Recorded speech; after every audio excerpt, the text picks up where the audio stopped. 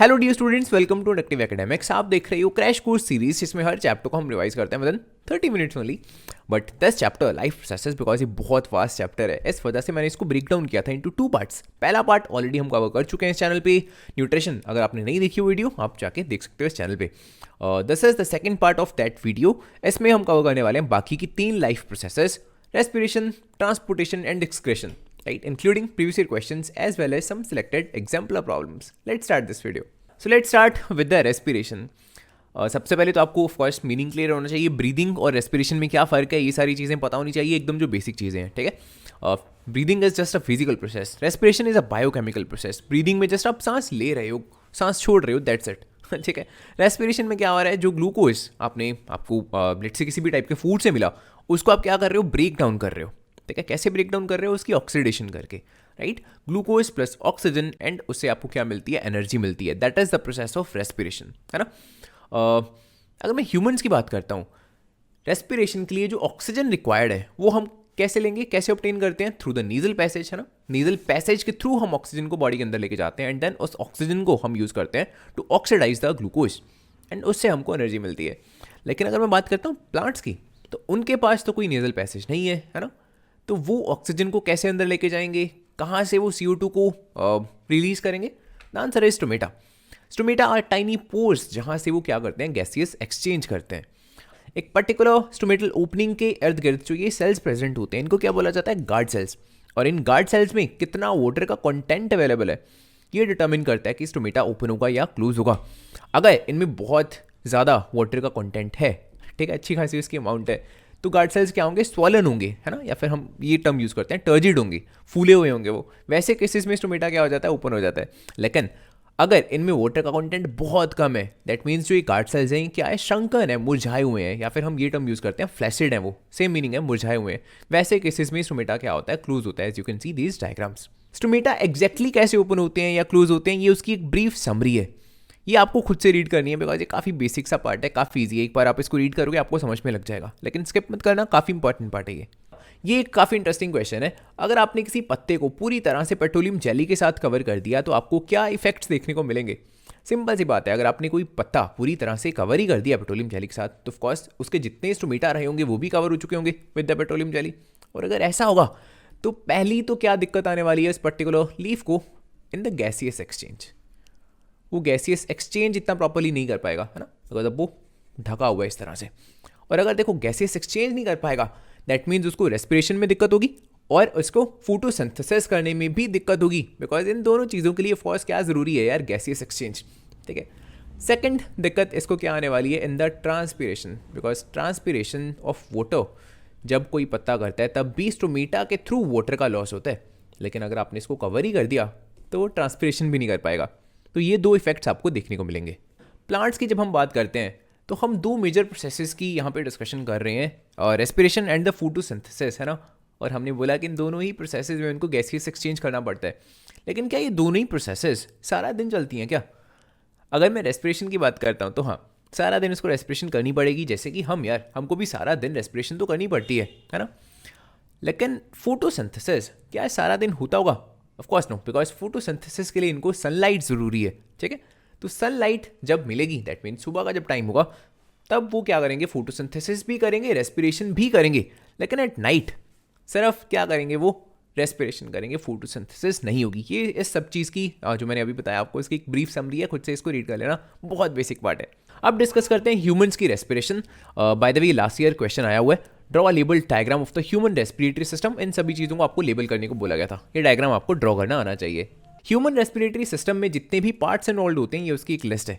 अब इन सभी पार्ट्स को एक एक करके डिस्कस करते हैं, starting with the nostrils. In human beings हवा को हम बॉडी के अंदर लेके जाते हैं through the nostrils, right.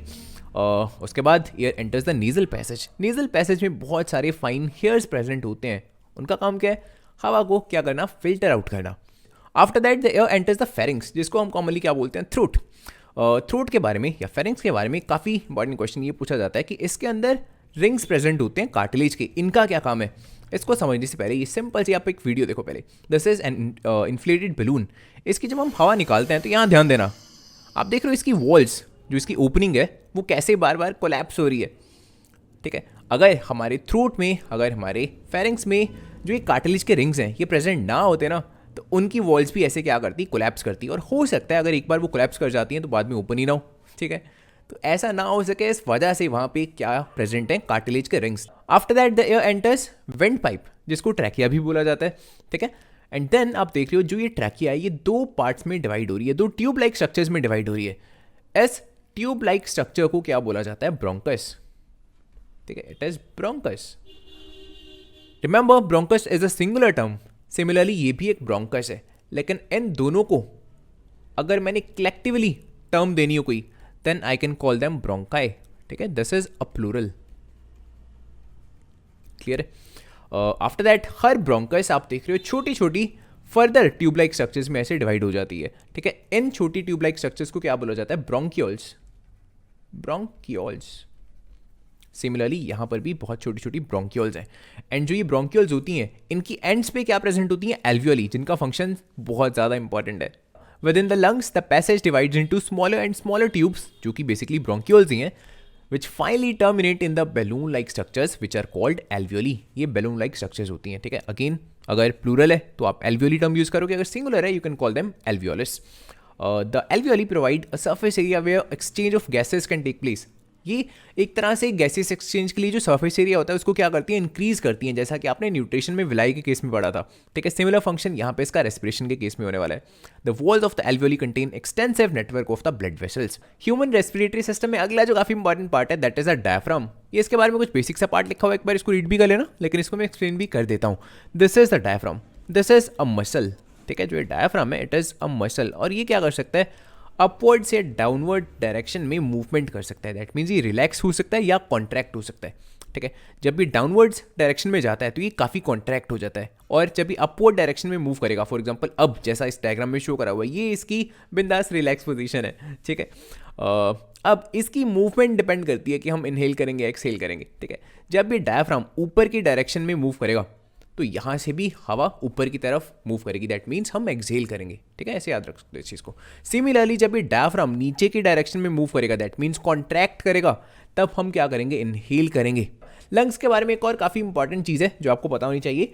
During the breathing cycle the lungs are never empty. जितनी मर्जी कोशिशें कर लो आप जोर से एक्सहेल करने की, कभी भी ऐसा नहीं होगा कि आपके लंग्स में जीरो एयर है, हो ही नहीं सकता ऐसा। आपके लंग्स में हमेशा कुछ ना कुछ अमाउंट ऑफ एयर जरूर प्रेजेंट होती है, जिसको क्या बोला जाता है, residual volume of the air. इसका फायदा क्या है, मान के चलो ऐसा ना होता, ठीक है, मान लो ऐसा होता कि आपने एक्सहेल किया और आपके लंग्स के अंदर इस टाइम पे जीरो वॉल्यूम है, ठीक है। ऐसे केसेस में यार आपके लंग्स के अंदर तो एयर का प्रेशर बिल्कुल नहीं है, लेकिन बाहर एटमॉस्फेरिक प्रेशर बहुत ज़बरदस्त है, और उस एटमॉस्फेरिक प्रेशर ने क्या कर देना था, लंग्स को क्रश कर देना था। आपके लंग्स ने क्या हो जाना था, कोलैप्स हो जाना था। इस वजह से कि ऐसा ना हो सके, इस वजह से लंग्स के अंदर हमेशा थोड़ी बहुत रेजिडुअल वॉल्यूम जरूर प्रेजेंट होती है, सो दैट आपके लंग्स कोलैप्स ना हो सके। ह्यूमंस की रेस्पिरेशन में एक और चीज़ जो काफ़ी इंपॉर्टेंट है that is a respiratory pigment. Respiratory pigment क्या होता है, इस चीज़ को देखो ऐसे अंडरस्टैंड करो। अगर मैं बात करता हूँ ऑक्सीजन की, तो ऑक्सीजन एक ऐसी गैस है जो बहुत ज़्यादा वाटर सॉल्युबल नहीं है, दैट मीन्स वो ब्लड में भी डायरेक्टली डिजॉल्व नहीं हो सकती है, ठीक है। अगर ऐसा पॉसिबल नहीं है, अगर वो ब्लड में डायरेक्टली डिजॉल्व ही नहीं हो सकती, तो यार वो पूरी बॉडी में ट्रांसपोर्ट कैसे करेगी, ये तो पॉसिबल ही नहीं है ना। ऐसा पॉसिबल हो सके इस वजह से कुछ ना कुछ हमको ऐसी चीज़ चाहिए जो अपने साथ ऑक्सीजन को क्या कर सके, बाइंड कर सके, और पूरी बॉडी में उसको क्या कर सके, ट्रांसपोर्ट कर सके। तो ये काम किसका होता है, रेस्पिरेटरी पिगमेंट का। और हमारी बॉडी में अगर मैं ह्यूमंस की बात करता हूँ तो कौन सा रेस्पिरेटरी पिगमेंट होता है, हीमोग्लोबिन, ठीक है। हीमोग्लोबिन का काम होता है ऑक्सीजन को अपने साथ बाइंड करना। ऑक्सीजन के टुवर्ड्स हीमोग्लोबिन की एफिनिटी बहुत ज़्यादा होती है, 1 मार्क्स में पूछा जा सकता है। अगर मैं हीमोग्लोबिन की बात करता हूँ तो इसकी एफिनिटी किसके टुवर्ड्स ज़्यादा होती है, कार्बन डाइऑक्साइड के टुवर्ड्स या फिर ऑक्सीजन के towards. The answer is oxygen के टुवर्ड्स। एफिनिटी मतलब अट्रैक्शन बोल सकते हो, ठीक है। ये ज़्यादा किसके टुवर्ड्स बाइंड होगा, किसको अपने साथ बाइंड करेगा, ऑक्सीजन को अपने साथ बाइंड करेगा, ठीक है, as compare to the carbon dioxide, clear. So ये चीज़ आप पढ़ सकते हो। अच्छा by the way, carbon dioxide को बॉडी में ट्रांसपोर्ट के लिए कोई भी रेस्पिरेटरी पिगमेंट की रिक्वायरमेंट नहीं होती है, बिकॉज वो वाटर सॉल्युबल है, वो डायरेक्टली ब्लड में क्या हो सकती है, डिसॉल्व हो सकती है और पूरे ब्लड में ट्रांसपोर्ट हो सकती है, ठीक है। So CO2 does not require any respiratory pigment, लेकिन oxygen because it is not water soluble, इसलिए ऑक्सीजन रिक्वायर्स द हीमोग्लोबिन। ये आपको पता होना चाहिए। रेस्पिरेशन में कौन कौन से ऑर्गन्स इन्वॉल्व होते हैं इसके बारे में हम डिस्कशन कर चुके हैं। अब हम बात करने वाले हैं सेलुलर रेस्पिरेशन की, बिकॉज एक्चुअल में देखा जाए जो रेस्पिरेशन है वो सेल्स के लेवल पे ही तो टेक प्लेस कर रहा होता है। आपकी बॉडी का हर एक लिविंग सेल पार्टिसिपेट करता है in the respiration. Of course जो डेड सेल्स हैं वो नहीं रेस्पायर करेंगे, right, they don't need to respire at all. लेकिन जो भी लिविंग सेल्स हैं आपकी बॉडी में, हर एक लिविंग सेल रेस्पायर ज़रूर करेगा. ठीक है. रेस्पिरेशन में होता क्या है एग्जैक्टली? ग्लूकोज को ब्रेक डाउन किया जाता है to produce the ATP molecule. ATP एक ऑर्गेनिक मॉलिक्यूल है, इसकी फुल फॉर्म आपको पता होनी चाहिए, adenosine triphosphate. This is a source of energy for you. ठीक है. कोई भी आप काम कर रहे हो उसके लिए आपको एनर्जी की रिक्वायरमेंट होगी ना, वो आपको कहाँ से मिलती है? वो आपको इस एटीपी से ही मिल रही है. कैसे मिल रही है? एटीपी को कन्वर्ट किया जाता है एडीपी में. जब भी आपको बॉडी को लगेगा ना कि एनर्जी की रिक्वायरमेंट है, एस एटीपी को कन्वर्ट करा जाएगा एडीपी में, और इस प्रोसेस में बहुत सारी एनर्जी रिलीज होती है. ठीक है. सो दैट इज दिस एनर्जी. ये नहीं है कि डायरेक्टली एटीपी ही एनर्जी है, लेकिन it is a source of energy for you. जब एनर्जी की रिक्वायरमेंट होगी, इसको कन्वर्ट किया जाएगा इनटू द एडिनोसाइन डाइफॉस्फेट, और इस प्रोसेस में एनर्जी रिलीज होती है. This is you need to know. Next topic is breakdown of the glucose by various pathways. So glucose से स्टार्ट करने वाले हैं हम, लेकिन उसको ब्रेक डाउन करने के अलग अलग कौन कौन से तरीके हो सकते हैं, इसके बारे में हमको पढ़ना है इस टॉपिक में. ठीक है. So starting with the glucose, जो कि एक 6 कार्बन मॉलिक्यूल है, C6H12O6. सबसे पहले क्या होगा, चाहे मैं ह्यूमंस की बात कर लूँ, चाहे मैं किसी माइक्रो ऑर्गेनिज्म की बात कर लूँ, फॉर एग्जांपल द यीस्ट, पहला प्रोसेस सब में सेम है. ग्लूकोज क्या करेगा, एंटर करेगा सेल के साइटोप्लाज्म में, और वहाँ जाके इसकी कन्वर्जन होगी, या आप बोल सकते हो इसको ब्रेक डाउन करा जाएगा इनटू द पिरुवेट, जो कि एक 3 कार्बन का मॉलिक्यूल होता है. एंड कुछ अमाउंट ऑफ एनर्जी यहाँ पर भी रिलीज होती है. दस यू नीड टू नो. ठीक है. ऐसा नहीं है कि यहाँ पे बिल्कुल एनर्जी प्रोड्यूस नहीं होती है. 1 मार्क्स में पूछा भी जा सकता है, ये चीज़ याद होनी चाहिए. क्लियर है. लेकिन इसके बाद पिरुवेट के बाद इस पिरुवेट से फर्दर एनर्जी बनाने के अलग अलग हमारे पास तरीके हो सकते हैं. सो सबसे पहले मैं ये वाला पाथवे आपको एक्सप्लेन करने वाला हूँ, because this happens in the humans. This is क्या लिखा हुआ है, presence of oxygen. That means ये कौन सी रेस्पिरेशन है? Aerobic respiration. एरोबिक रेस्पिरेशन का मीन्स जिसमें ऑक्सीजन रिक्वायर्ड होती है. ठीक है. ये कब टेक प्लेस हो रही होगी? जब मैं कोई बहुत ज़्यादा हैवी वर्कआउट नहीं कर रहा. फॉर एग्जाम्पल इस टाइम पे मैं पढ़ा रहा हूँ, इस टाइम पे मेरी बॉडी को बहुत ज़्यादा एक्सेसिव अमाउंट ऑफ ऑक्सीजन की रिक्वायरमेंट नहीं है ना. सो इस टाइम पे ये वाला प्रोसेस टेक प्लेस कर रहा है. मैं CO2 एक्सेल कर रहा हूँ, राइट, वाटर प्रोड्यूस हो रहा होगा in the cells, and energy मेरे को मिल रही है, बहुत सारा ATP प्रोड्यूस हो रहा है. ये वाला प्रोसेस कहाँ पे टेक प्लेस हो रहा है? सेल के माइटोकॉन्ड्रिया में. इस वजह से माइटोकॉन्ड्रिया को क्या बोला जाता है? Power house of the cell. ये वाला बाय द वे सेंटेंस बहुत ज़्यादा इंपॉर्टेंट है बायोलॉजी में. ठीक है. 1 मार्क्स में डायरेक्टली पूछा जा सकता है, रटा होना चाहिए. तो आपको mitochondria is called the power house of the cell, because mitochondria में ही हमको बहुत ज़्यादा अमाउंट ऑफ एनर्जी मिलती है. ठीक है. This is the second pathway of the breakdown of the glucose. ये कब टेक प्लेस करता है? जब आप कोई हैवी टास्क करते हो, जब आप भागते हो, जब आप कोई वर्कआउट करते हो जिम वगैरह में, कुछ भी ऐसी एग्जाम्पल, कोई भी ऐसी एक्टिविटी जिसमें आपको एनर्जी की रिक्वायरमेंट ज़्यादा हो. ठीक है. तब ये वाला प्रोसेस टेक प्लेस करेगा. चलो मान लो आप भाग रहे हो या वर्कआउट कर रहे हो, उस टाइम पे आपने 2 चीज़ें नोटिस करी होंगी यार. एक तो आपकी जो ब्रीदिंग रेट होती है वो बहुत ज़्यादा इंक्रीज हो जाती है, आप बहुत जल्दी जल्दी सांस लेते हो. ऐसा क्यों है? बिकॉज उस टाइम पे आपकी बॉडी को बहुत ज़्यादा एनर्जी चाहिए होती है ना. जब भी आप कोई हैवी टास्क करोगे, ऑफकोर्स आपकी बॉडी को एनर्जी की रिक्वायरमेंट ज़्यादा होगी. सो रेस्पिरेशन भी उसको ज़्यादा जल्दी से करनी पड़ेगी, बिकॉज रेस्पिरेशन करके ही तो उसको एनर्जी मिलने वाली है, तभी तो ATP मिलेगा. ठीक है. सो इस वजह से, सो दैट ज़्यादा से ज़्यादा ATP बने, ज़्यादा से ज़्यादा रेस्पिरेशन जल्दी से हो सके, इस वजह से ब्रीदिंग रेट को भी फास्ट करना पड़ता है बॉडी को. ठीक है. So this is the first thing. लेकिन सेकेंडली आपने ये भी नोटिस करा होगा ना, जब भी आप कोई हैवी टास्क करते हो तो आपको मसल्स में सोरनेस फील होनी स्टार्ट हो जाती है आफ्टर सम टाइम. वो इस वजह से हो रहा है बिकॉज इस लेट्स से जो एरोबिक रेस्पिरेशन है उसके साथ साथ उस टाइम पे बॉडी पे एक और प्रोसेस होना स्टार्ट हो जाता है, which is called anaerobic respiration. ठीक है. एनारोबिक क्यों बोल रहे हैं? Because it happens in the lack of oxygen. जब बॉडी को लगता है कि नहीं यार, जितनी ऑक्सीजन की रिक्वायरमेंट है उतनी मिल नहीं पा रही है, तब वो क्या करेगी? पिरुवेट को डायरेक्टली कन्वर्ट करना स्टार्ट कर देगी. एनर्जी तो प्रोड्यूस करेगी, लेकिन साथ के साथ लैक्टिक एसिड प्रोड्यूस होगा, और इस लैक्टिक एसिड की फॉर्मेशन की वजह से आपको मसल्स में क्या फील होती है? सोरनेस फील होती है. ठीक है. क्योंकि जो ये लैक्टिक एसिड बन रहा है ना, ये कहाँ बन रहा है? In the muscle cells. अब यहाँ पे एक और काफ़ी इंटरेस्टिंग क्वेश्चन ये भी बनता है कि अगर ह्यूमंस एनारोबिक रेस्पिरेशन कर सकते हैं, तो ह्यूमंस को ब्रीथ करके एरोबिक रेस्पिरेशन करने की जरूरत क्यों है यार? द आंसर इज दैट कि जो यहाँ पे हमको एनर्जी मिलती है ना एरोबिक रेस्पिरेशन में, वो बहुत ज़्यादा होती है as compare to this energy. हम डायरेक्टली इस पर डिपेंडेंट नहीं हो सकते, बिकॉज यहाँ से जो एनर्जी मिल रही है हमारी बॉडी को, that is very less as compare to this energy. Aerobic respiration में बिकॉज कंप्लीट ब्रेकडाउन होता है ATP का, सो इस वजह से हमको यहाँ ज़्यादा एनर्जी मिलेगी, लेकिन यहाँ ग्लूकोज की पार्शियल ब्रेकडाउन हो रही है, इस वजह से यहाँ एनर्जी हमको कम मिलेगी. This is another pathway of the breakdown of the glucose that happens in the case of yeast. Yeast एक माइक्रो ऑर्गेनिज्म है. ये कैसे रिस्पायर करता है? Without oxygen. दैट मीन्स कैसी रेस्पिरेशन हुई इसकी? Anaerobic respiration. ठीक है. इसके केस में जो पिरुवेट है वो डायरेक्टली ब्रेकडाउन हो जाएगा into ethanol, carbon dioxide, end of course energy तो प्रोड्यूस होगी because it is respiration. And the last चीज जो आपको एस पाथवे के बारे में पता होनी चाहिए इज दैट एस प्रोसेस को यूज किया जाता है in the alcohol making industry, because you can see this is ethanol. Ethanol is used in the alcoholic drinks. ठीक है, एस प्रोसेस को हम क्या बोलते हैं? फर्मेंटेशन. जब यीस्ट की फर्मेंटेशन होती है तब वो यहाँ पे क्या बनाता है? Ethanol, which is used in the alcoholic drinks. This is a 1 marker last year पूछा गया, काफी इजी क्वेश्चन है. अभी जो हम पढ़ के हटे हैं, anaerobic process takes place in the yeast during the fermentation. These are some differences between aerobic and anaerobic respiration. ये आपको खुद से रीड करने, काफी बेसिक पार्ट है लेकिन very important for the conceptual understanding. और इसके अलावा ये पार्ट भी आपको खुद से रीड करना है, difference between the breathing and the respiration. ठीक है, ब्रीदिंग सिर्फ सांस लेना है, रेस्पिरेशन में आपको एनर्जी मिल रही है. ठीक है, इस चीज का बस ध्यान रखना. Next is the respiration in the aquatic animals.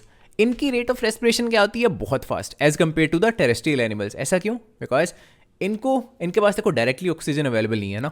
इनको क्या करना पड़ता है? वाटर में जो थोड़ी बहुत ऑक्सीजन डिजॉल्व होती है उसी से अपना काम चलाना पड़ता है. इस वजह से इनकी रेट ऑफ रेस्पिरेशन काफ़ी फास्ट होती है as compare to those animals जो लैंड पे रहते हैं. The third life process is the transportation. Transportation में हम 2 चीज़ों के बारे में डिटेल में पढ़ने वाले हैं, एक तो ब्लड एंड दूसरा लम्फ. ठीक है, इन दोनों के ट्रांसपोर्ट को हम स्टडी करने वाले हैं. So starting with the blood. Blood के ट्रांसपोर्ट के लिए हमारी बॉडी में अलग अलग तरह की ब्लड वेसल्स मौजूद हैं, आर्टरीज, वेन्स, कैपिलरीज. ये इनके बारे में थोड़ी बहुत इन्फॉर्मेशन लिखी हुई है बेसिक से, इसको खुद से एक बार रीड कर लेना. Now let's discuss about the structure of the heart. सबसे पहले बात करेंगे ह्यूमन हार्ट की. ह्यूमन हार्ट 4 चैम्बर्ड होता है, दैट मीन्स इसमें डबल सर्कुलेशन होती है ब्लड की. Double circulation. ठीक है, हर साइकिल के दौरान हार्ट में से 2 बार पास करता है, that means blood. This is the meaning of double circulation, right. 4 chambers कौन कौन से होते हैं? Right atrium, right ventricle, left atrium, left ventricle. अच्छा, एक निमोनिक आपको याद रखना है, लॉर्ड, LORD. ठीक है, क्या मीनिंग है इसका? जो लेफ्ट साइड है हार्ट की, दैट मीन्स जो ये लेफ्ट चैम्बर्स हैं, लेफ्ट एट्रियम, लेफ्ट वेंट्रिकल, उनमें कैसा ब्लड होता है? Oxygenated blood, right. सिमिलरली जो राइट साइड है, मतलब ये राइट एट्रियम हो गया, राइट वेंट्रिकल हो गया, इनमें आपको कैसा ब्लड देखने को मिलेगा? Deoxygenated blood. ठीक है, तो ये चीज़ आपको याद रखनी है. इसके अलावा जो एट्रियम होते हैं they are thin walled. Right atrium, left atrium, ये दोनों थिन वॉल्ड हैं, लेकिन जो वेंट्रिकल्स होते हैं they are very thick walled. इसका क्या रीज़न है? Do let me know in the comment section. ठीक है, देखते हैं आप में से कितने स्टूडेंट्स को इसका आंसर पता है. इसके अलावा ह्यूमन का हार्ट 4 चैम्बर्ड डेफिनेटली है, लेकिन अलग अलग स्पीसीज के केस में आपको अलग अलग तरह के हार्ट देखने को मिलते हैं. ठीक है, 4 चैम्बर्ड हार्ट आपको कैसी स्पीसीज में देखने को मिलता है? मैमल्स, बर्ड्स और क्रोकोडाइल्स और एलिगेटर. ये ध्यान देना, ये सिर्फ इकलौते ऐसे रेप्टाइल्स हैं, क्रोकोडाइल हो गया या एलिगेटर हो गया या फिर और इनकी प्रजाति के जो एनिमल्स होते हैं, फॉर एग्जांपल जो घड़ियाल वगैरह हो गए, राइट, उनका जो हार्ट होता है दैट इज 4 चैम्बर्ड. ठीक है, उसके अलावा ये जितने भी रेप्टाइल्स होते हैं ना, जनरली उनका हार्ट कैसा होता है? 3 चैम्बर्ड होता है, right. So this you need to know. So 3 chambered heart amphibians हो गए और बाकी जितने भी रेप्टाइल्स हैं, for example lizards, chameleon, right, turtle etcetera. And 2 chambered heart आपको किन के केसेस में देखने को मिलेगा? फिशेस के केस में. This is the human heart. यहाँ आपको लेबलिंग करनी है इन ब्लड वेसल्स की. ठीक है, सबसे पहले तो आपको इस टर्म का मीनिंग पता होना चाहिए, pulmonary. Pulmonary means related to the lungs. So of course इस डायग्राम में लंग्स अगर यहाँ शो करे हुए हैं तो ये वेसल्स कहलाएंगी पल्मनरी वेसल्स. लेकिन इन दोनों में से पल्मनरी आर्टरी कौन सी होगी, पल्मनरी वेन कौन सी होगी? Of course this one will be pulmonary artery, because यहाँ से हार्ट से दूर जा रहा है ब्लड, है ना. And this one will be pulmonary when, because यहाँ से वो हार्ट में एंटर कर रहा है. वेन्स का काम यही तो होता है. नाउ दीज 2 ब्लड वेसल्स, इनमें से of course one is the aorta and other one is the vena cava. इन दोनों का तो यार नाम से पता लग रहा है, एओर्टा इज आर्टरी और वेना कावा क्या है? एक वेन है ना, नाम से ही पता लग रहा है इन दोनों का. तो अब इन दोनों में से कौन सी एओर्टा है, कौन सी वेना कावा है? अगेन सेम लॉजिक हम यूज करने वाले हैं. आर्टरीज का काम क्या होता है? हार्ट से दूर लेके जाना ब्लड को. So of course this is an artery. ठीक है, सो ये कहलाएगी aorta and this one is going to be the vena cava. ठीक है, so this is our labelling and ये इसका एक प्रॉपर सा वर्जन है. इसको स्क्रीनशॉट ले सकते हो if you want. This is a block diagram of the blood circulation in the humans. इसको जल्दी से रिवाइज करते हैं. लंग से ऑक्सीजनेटेड ब्लड कहाँ एंटर करेगा? In the left atrium. ये ऑफ कोर्स यार आप याद रख सकते हो, देखो कितना ईजी है. एट्रियम और एंट्री, ये दोनों वर्ड्स कितना सिमिलर साउंड करते हैं. ठीक है, तो बस ये याद रखो कि एट्रियम के थ्रू ब्लड एंटर करता है इन द हार्ट. ठीक है, उसके बाद it will go to left ventricle और यहाँ से ये जाएगा टू द बॉडी. रिमेंबर ये कैसा ब्लड है? ऑक्सीजनेटेड ब्लड है. ठीक है, इसके बाद डीऑक्सीजनेटेड ब्लड जाएगा to the right atrium. Again देख रहे हो, एट्रियम के थ्रू ब्लड ने एंट्री मारी है इन द हार्ट. देन ये जाएगा राइट वेंट्रिकल एंड यहाँ से it will go to the lungs. ये कैसा ब्लड है? डीऑक्सीजनेटेड ब्लड है, इसी वजह से तो लंग्स के टुवर्ड्स आ रहा है ना, सो दैट इसकी दोबारा से ऑक्सीजनेशन करी जा सके.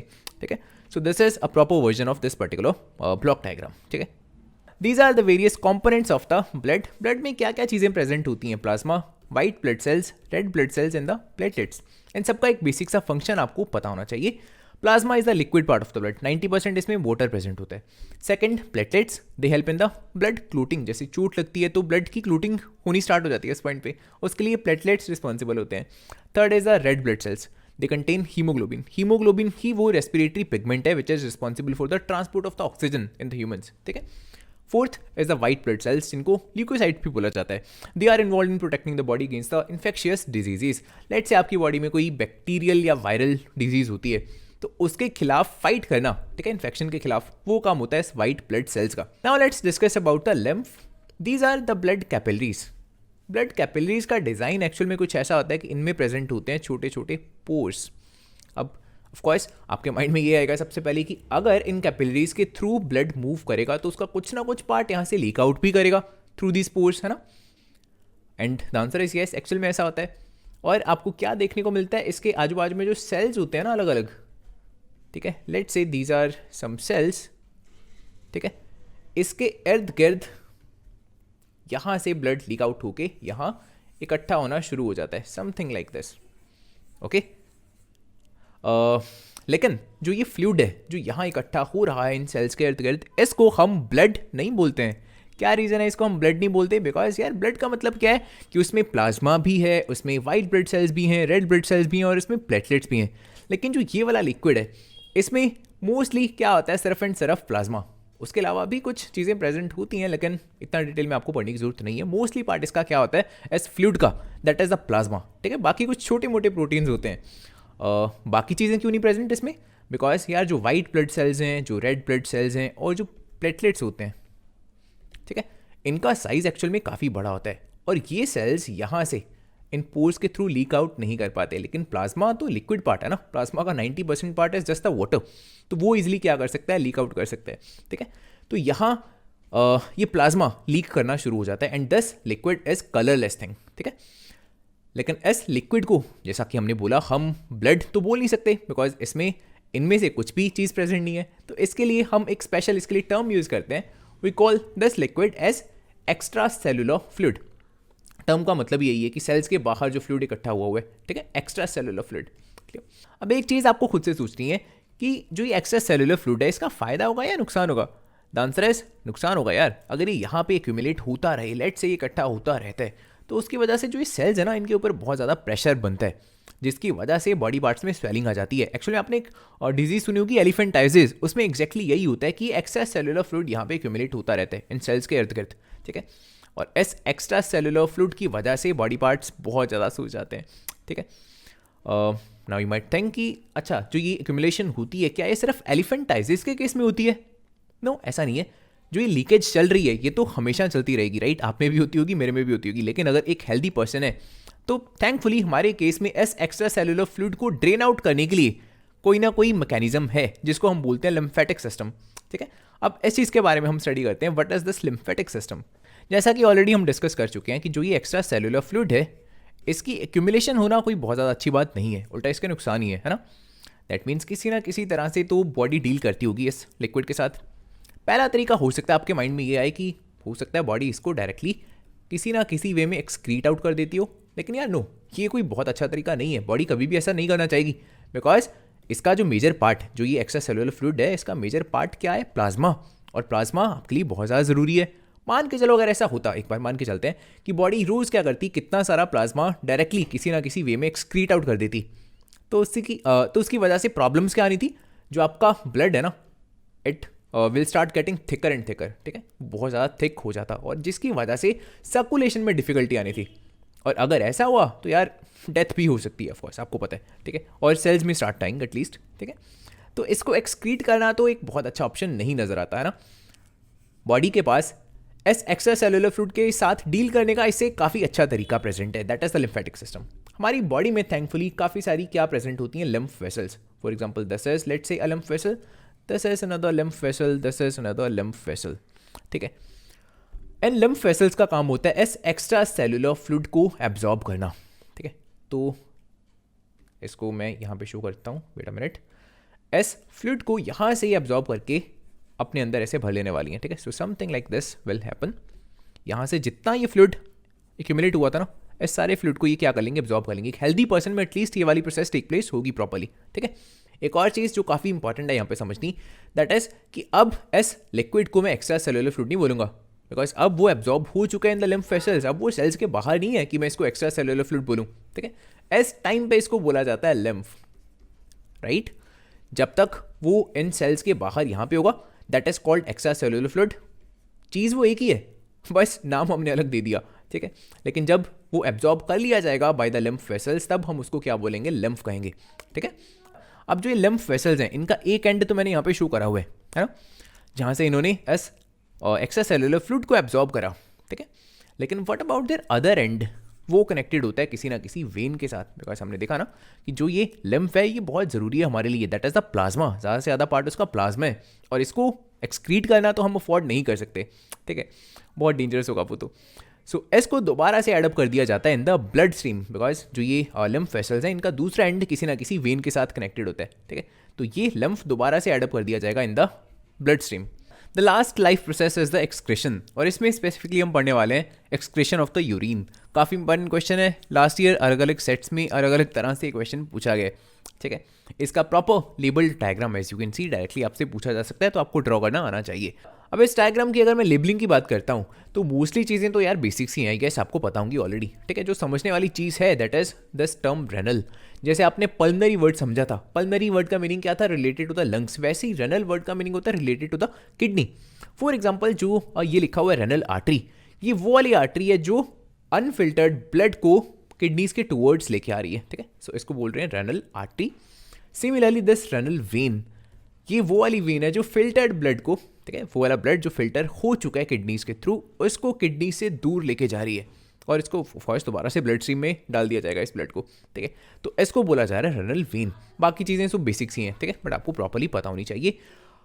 ये इनके बारे में थोड़ी सी और इन्फॉर्मेशन लिखी हुई है, ठीक है। एंड जो ये वाला क्वेश्चन यहाँ पे पूछा गया है, इन सभी चीज़ों का फंक्शन पूछा गया था, kidney, ureter, urinary bladder and the urethra. So उन सारी चीज़ों के फंक्शंस मैंने यहाँ पे लिखे हुए हैं। अगेन बहुत बेसिक सी चीज़ें हैं, बहुत ईजी चीज़ें, एक बार इसको रीड करोगे ईजिली आपको समझ लग जाएंगी। Next topic is the nephron. Diagram इसका बहुत ज़्यादा इंपॉर्टेंट है, ड्रॉ करना आना चाहिए, लेबलिंग आनी चाहिए, और जो ये अलग अलग टर्म्स लिखी हुई हैं इनका फंक्शन आपको पता होना चाहिए, ठीक है। पहले ब्रीफ ओवरव्यू लेते हैं। नेफ्रॉन होता क्या है, it is the functional unit of the kidney. यहाँ पे होती है filtration of the unfiltered blood, that means urea को यहाँ पर रिमूव किया जाता है ब्लड से। अनफिल्टर्ड का मतलब यही है यार कि उसमें toxic substances, for example urea वगैरह मिले हुए हैं, right. And because urea is toxic, so of course sense यही बनती है कि किसी ना किसी वे में बॉडी उसको क्या करना चाहेगी, रिमूव करना चाहेगी, एंड वो प्रोसेस टेक प्लेस करता है in the nephrons. Nephrons present होते हैं आपकी किडनीज में, 2 किडनीज होती हैं ह्यूमंस की, है ना, और दोनों किडनीज में मिलियंस में क्या प्रेजेंट होते हैं, नेफ्रॉन्स। अब प्रॉपर इसका फंक्शन देखते हैं, प्रॉपर प्रोसेस देखते हैं कि कैसे ये ब्लड को फिल्टर आउट करके यूरिन को सेपरेट आउट करती है, ठीक है। सबसे पहले unfiltered blood S renal artery के थ्रू एंटर करेगा इन द ग्लोमेरुलस। इसका काम है अल्ट्रा फिल्ट्रेशन करना, that means S unfiltered blood से यूरिया को अलग करना। अब ये यूरिया, पहले मैं यूरिया की बात कर लेता हूँ, अलग होके कहाँ जाएगा, एस बॉमन कैप्सूल के थ्रू वो एंटर करता है एंड दस PCT, right, and then it goes to the Henle's loop,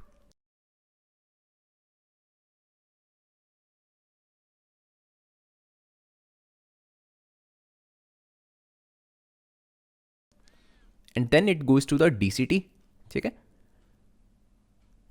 ये पाथ रहने वाला है एस यूरिया का, राइट।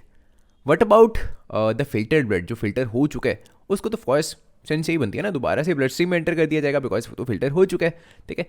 तो फिल्टर्ड ब्लड जब यहाँ से फिल्टर हो जाएगा ना, तो यहाँ से होता हुआ it will go to the renal vein and दोबारा से ही ऐड हो जाएगा to the bloodstream. So इसी के साथ जो पहला स्टेप है वो कंप्लीट हो जाएगा, ultra filtration of the blood, right. You can read ultra filtration का काम किसका है, एस ग्लोमेरुलस का काम है। 1 मार्क्स में ही बाय द वे पूछा भी जा सकता है, काफी इंपॉर्टेंट पॉइंट है ये। Second step is the selective reabsorption. जब यूरिया को ये ग्लोमेरुलस क्या करता है, सेपरेट आउट करके एस ट्यूब लाइक स्ट्रक्चर के through S distal convoluted tube तक भेजता है ना, तो यार यूरिया तो जाता ही जाता है वहाँ, लेकिन यूरिया के अलावा बहुत सारी काम की चीज़ें, for example glucose, amino acids, ions, water, वो भी वहाँ पे चले जाते हैं यार। लेकिन ये तो काम की चीज़ें हैं, हम इनको बॉडी से बाहर फेंक नहीं सकते, है ना। दैट मीन्स बॉडी क्या ट्राई करेगी, इनको दोबारा से रीअब्जॉर्ब करने की, ठीक है। तो यहाँ आप क्लियरली देख रहे हो ना, यहाँ बहुत सारी ब्लड कैपिलरीज उसके आजू बाजू में प्रेजेंट होती हैं। तो यहाँ से लेट से इस पर्टिकुलर प्रॉक्सिमल कॉन्वोल्यूटेड ट्यूब में या इस हेनलेस लूप में या फिर इस डिस्टल कॉन्वोल्यूटेड ट्यूब में जो भी काम की चीज़ें होंगी जो बॉडी को लगेंगी चाहिए, उनको बॉडी क्या करेगी, सिलेक्टिवली रीअब्जॉर्ब करेगी। सिलेक्टिव क्यों बोल रहे हैं, बिकॉज कुछ सिलेक्टिव चीज़ें ही चाहिए, कुछ काम की चीज़ें चाहिए। यूरिया दोबारा से अब्जॉर्ब नहीं करना चाहेंगे हम, है ना, बिकॉज अगर यूरिया को दोबारा से अब्जॉर्ब कर लिया फिर यार इस फिल्ट्रेशन का क्या काम है यार, ठीक है। सो सिलेक्टिव रीअब्जॉर्प्शन चलती है और जो भी काम की चीज़ें होती हैं इस फिल्ट्रेट में, ठीक है, जो यहाँ आया इस ट्यूब लाइक स्ट्रक्चर्स में, उसको दोबारा से अब्जॉर्ब कर लेती है body and that is called the selective reabsorption. The third step is the tubular secretion. Blood से यूरिया तो देखो ऑलरेडी फिल्टर आउट हो चुका है in the step ultra filtration, लेकिन मान लो अगर ब्लड में उसके अलावा भी कोई वेस्ट प्रोडक्ट्स हो, फिर उसको इस स्टेप में क्या करा जाएगा, एडिशनल जितने भी वेस्ट है उनको रिमूव कर दिया जाएगा बाय द ब्लड एंड उनको ऐड कर दिया जाएगा in the filtrate, right, in this tube. So this is the third step. The last topic of this video is excretion in the plants. किस तरह की एक्सक्रीशन हमको देखने को मिलती है, let's see. Firstly gaseous exchange, है ना, oxygen and carbon dioxide. Oxygen कब, अगर मैं बात करता हूँ ड्यूरिंग द फोटोसिंथेसिस, है ना, ऑक्सीजन को वो रिलीज करेंगे एंड ड्यूरिंग रेस्पिरेशन वो CO2 वो भी रिलीज करते हैं। सो दोनों टाइप की हमको चीज़ें देखने को मिल सकती हैं in the case of plants. दोनों वेस्ट प्रोडक्ट्स ही हैं। फोटोसिंथेसिस के दौरान उनके लिए ऑक्सीजन वेस्ट प्रोडक्ट है और रेस्पिरेशन के दौरान उनके लिए CO2 वेस्ट प्रोडक्ट है, right. Second, excess water, transpiration आपको पता है ना, एक्सेस जो वाटर होता है उसकी ट्रांसपिरेशन चलती रहती है through the stomata. So that is second kind of excretion in the plants. The third point, other than the gaseous waste plant also generate organic by products. अच्छा, बाय द वे ये बहुत important point है third, right. कई बार exam में ये पूछा जा चुका है कि वाटर या फिर गैसियस एक्सचेंजेस के अलावा प्लांट्स और किस टाइप के एक्सक्रीशन शो करते हैं और कौन से वेस्ट प्रोडक्ट रिलीज करते हैं, ठीक है। तो ये आपको कुछ एग्जांपल्स याद होनी चाहिए, right. Gums, oils, latex, resin, इनके लिए ये सारी चीज़ें वेस्ट प्रोडक्ट्स ही हैं। हमारे लिए चाहे वो काम की चीज़ें हो, लेकिन इनके लिए ये सभी चीज़ें वेस्ट प्रोडक्ट्स हैं। आई होप स्टूडेंट्स आपको ये क्रैश कोर्स वीडियो अच्छी लगेगी। अगर आपको ये वीडियो पसंद आई हो, इस वीडियो को लाइक जरूर कर देना, अपने दोस्तों के साथ शेयर जरूर करना, और अगर आप ऐसी और वीडियोस देखना चाहते हो in the future and specifically अगर आप इस चैनल पे नए हो तो इस चैनल को सब्सक्राइब करना भी मत भूलना, बिकॉज मैं अक्सर ऐसी ऑसम वीडियोस लाता रहता हूँ इस चैनल पे। Thanks for watching.